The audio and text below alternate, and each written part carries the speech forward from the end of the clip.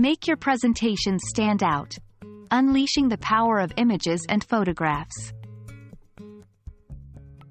Hello and welcome to another lesson in our series on presentation design and visual aids. Today, we are delving into the world of images and photographs. These visuals can take your presentations from bland to grand. So, let's explore how they work, when to use them, and some tips on using them effectively. Images and photographs are more than just decoration. They are tools that help to communicate your message and engage your audience. They provide a visual representation of your ideas, making it easier for your audience to understand and remember the content of your presentation. Not to mention, they add interest and can evoke emotions that words sometimes can't.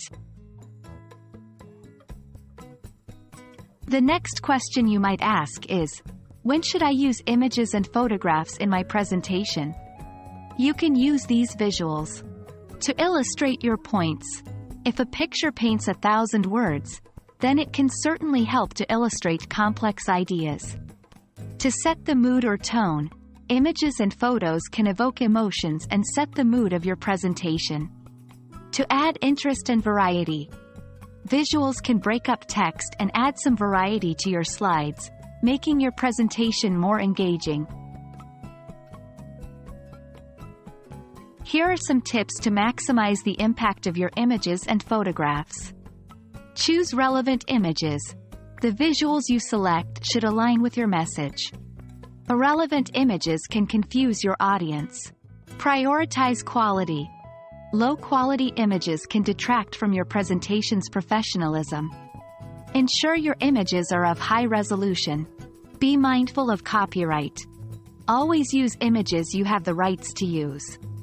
Websites like Unsplash or Pexels provide royalty-free images. There you have it. Now you know why images and photographs are so powerful, when to use them, and how to use them effectively.